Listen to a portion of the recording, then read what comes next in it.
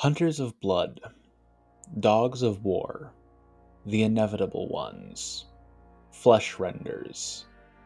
These terrifying, canine-like monstrosities have many names, and all of them are accurate. Their bestial forms are possessed of a feral intellect that is dedicated to harrying those who have angered their master. Their tracking abilities are unparalleled, and they will cross the realms of chaos and the mortal world alike in pursuit of prey.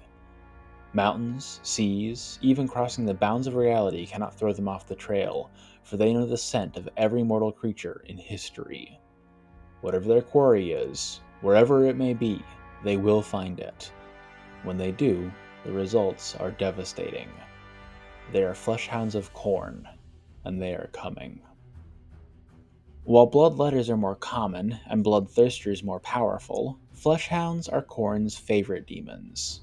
They take the worst features of both wolves and reptiles to create a creature somehow more fearsome than the sum of its parts. A flesh hound stands 8 feet long from head to tail and has a wiry build with an arched back. Their faces are twisted in perpetual snarls, their white, pupilless eyes somehow conveying a fury mortal life is incapable of feeling. Bony spurs jut out from around their spinal columns, and large frills spring from their cheeks.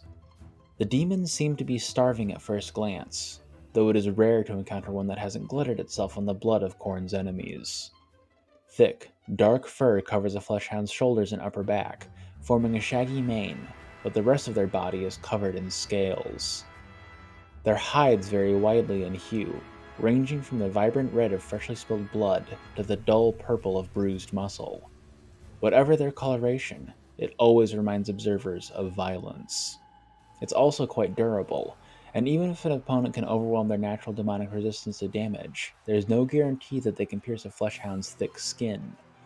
A few even have iron plates nailed into their backs, offering further protection from physical attack.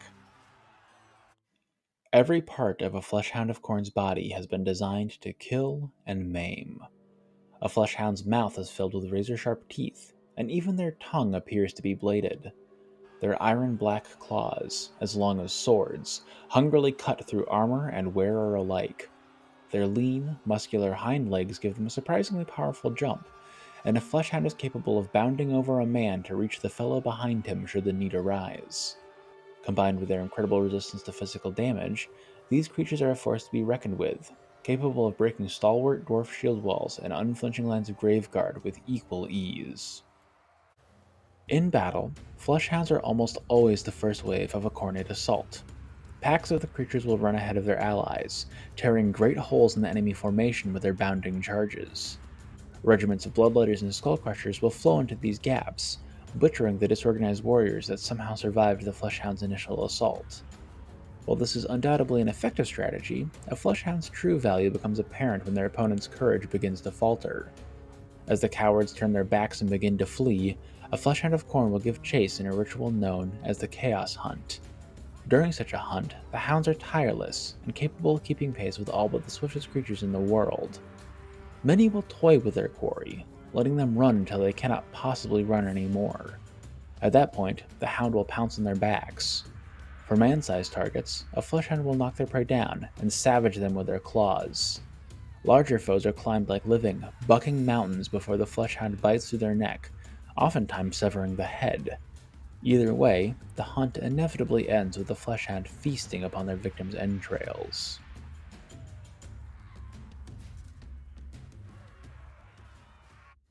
One does not need to be a coward to earn such a fate. Any creature, be they mortal or demon, that draws Khorne's ire will eventually have the fleshhound's visit.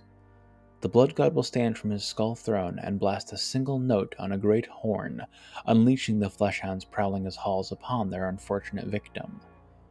Not even greater demons are safe from this fate, with lords of change becoming little more than puffs of rainbow-colored plumage beneath a pack of fleshhounds' vicious teeth and claws.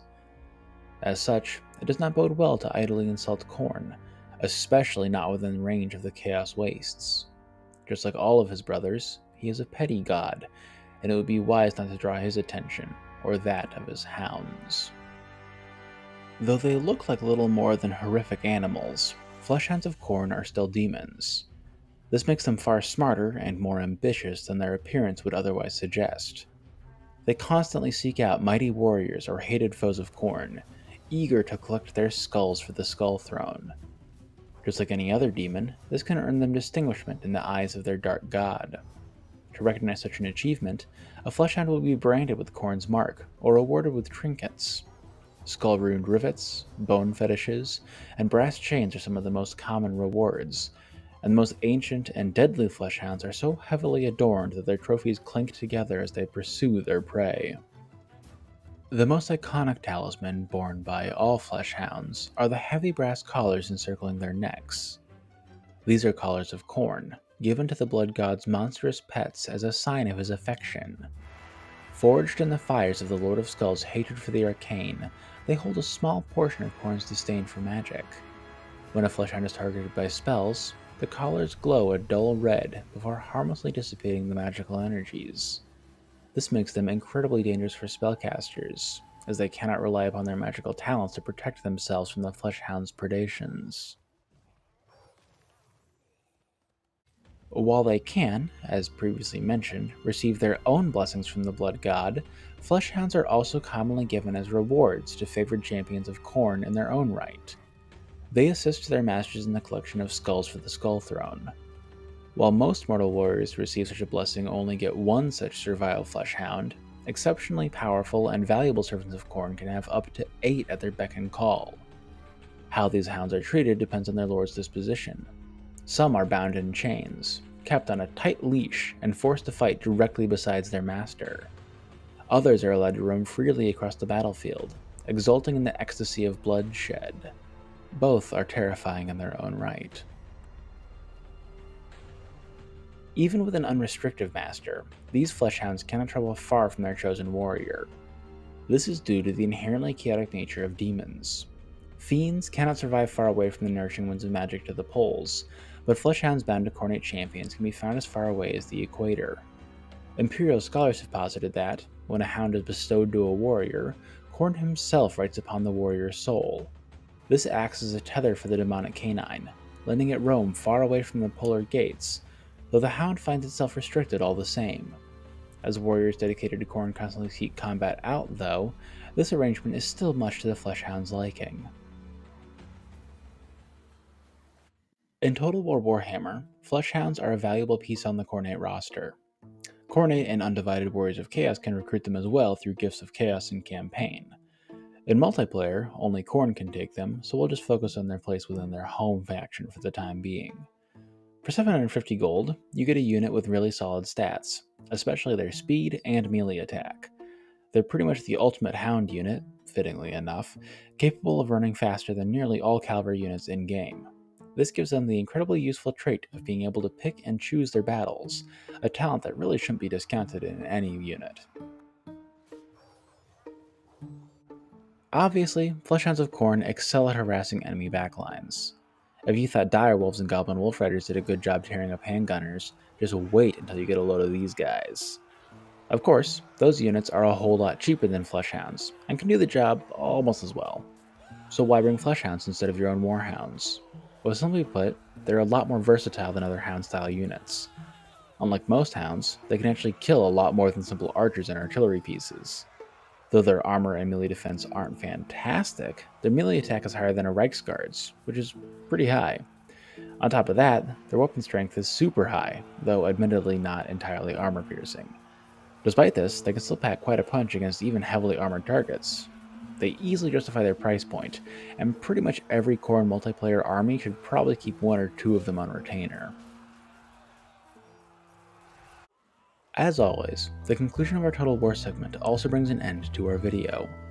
There was a lot to cover regarding Khorne's goodest boys, so thank you for sticking with it to the end. I've been wanting to make a Flesh Hound video for a while now, and really have no idea why I didn't get to it sooner, but honestly, we're lucky that I didn't. I recently came to a new sourcebook regarding Chaos stuff, so you can expect an extra level of depth whenever I cover the Dark Brothers. This video drew heavily from it. Hope you're looking forward to that. If you want to see more of stuff like this, be sure to subscribe to the channel so you can get updates when new videos are released. You can also join the Discord, which has been linked below. I try to post new videos there when they're released, so it's a great place to check if you don't trust YouTube's algorithm. I sure don't. Also, the people there, they're pretty cool. Anyways, that's all I have to say at the moment. So, until next time, this has been Sigmar's Chosen, signing off for now.